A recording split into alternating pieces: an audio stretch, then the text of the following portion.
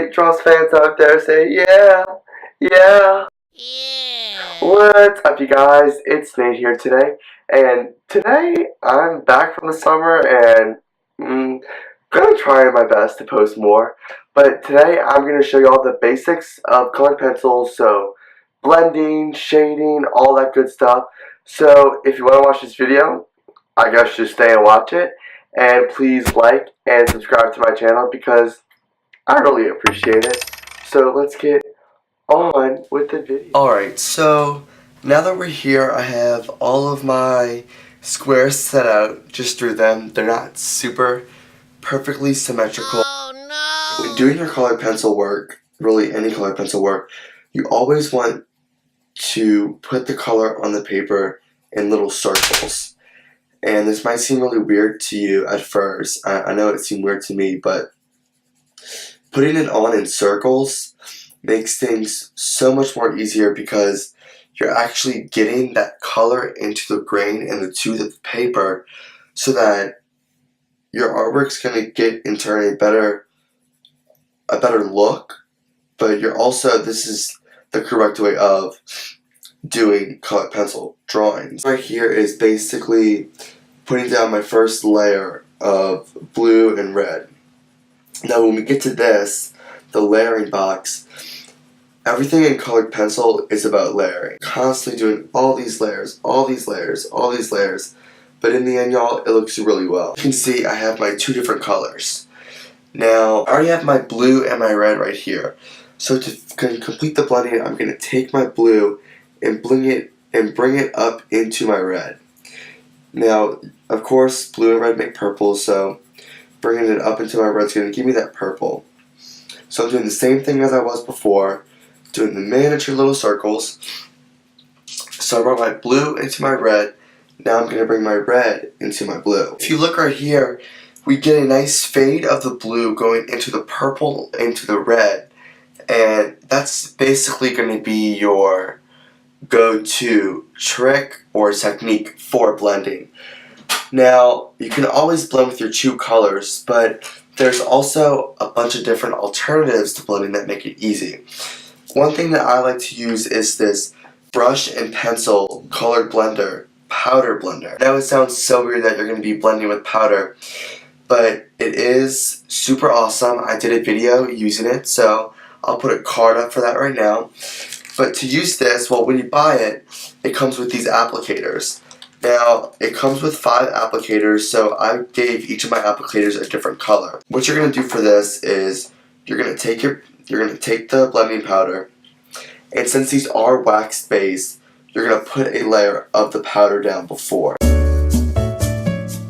Once you've applied your powder, this is when you're going to start applying your color. We're going to do the same thing we did before. Put our 2 layers down, one with the blue, one with the red. Same circular motion. We're back to this point, and we have the distinct line between our blue and our red. We're going to do the same thing as we did before and bring our red into our blue.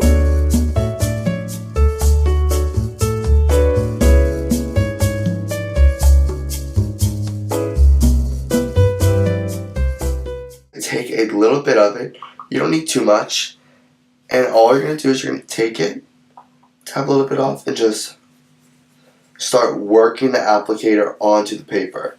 Now, I didn't layer so much on here, so it's going to pick up some of my pigment. But the blend you're going to get is just so smooth, y'all. Like, this stuff is just amazing. Now, usually you would want to do all of your layering first and then blend it. But I think you can see the difference I'm getting between blending it with the pencil and blending it with the powder. You're getting more of a blurry effect with the pencil. Now, keep in mind, you're going to want to layer more and then add the powder.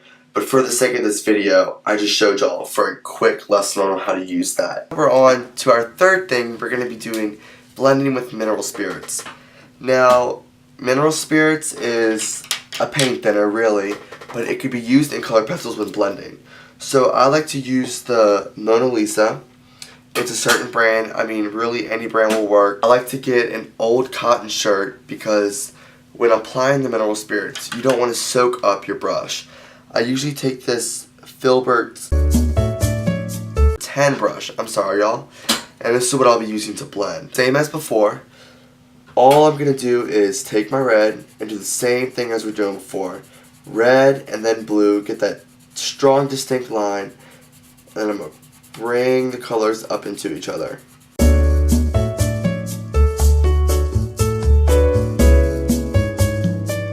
But I have about 2 or 3 layers on this square right here. I'm going to go in with the mineral spirits. Now the good thing with the mineral spirits is once you put a coat of it down, you have to let it dry and you can add more color on top. So the way this is going to work, put my brush in there and then put the brush on the shirt and make sure it soaks up a lot of that mineral spirits because you don't want it to soak up your paper and ruin the grain and tooth. So basically all you're going to do is you're going to work the color into each other, and you're really going to get a nice fade of the red going into the blue. Now the thing with mineral spirits that's super hard to work with is you have to watch how you use it, because if I just took this right here and kept doing this, the blue would go so far up into the red that it would look really bad. And this is also going to make my colors more contrasted, more saturated, and more vibrant. So if that's the look you're going for on your piece, then this is the perfect alternative to blending that you can use. As you see with that, I basically showed you how to blend 3 different ways. One with the 2 pencils, one with the powder, and then one with the mineral spirits. Hope this helps you and eases you on your journey with blending, because everybody has trouble with blending once in a while. I mean, I even have trouble with blending once in a while. So if you're having trouble with blending, take your time and practice, because it's going to take practice and that's what's going to make you perfect at it. This is part 1, and part 1 is going to be about blending, and then part 2 is going to be about shading and highlighting, and then part 3 is going to be about layering and burnishing, because these 2 right here are probably one of the most important things when you're doing color pencil work. So I hope this video helped y'all. I hope y'all enjoyed it. If you did, please like this video and subscribe. Comment down below if this did help. If it didn't help, follow my social media links down below in the description box. And I'll see you guys next week. Bye y'all.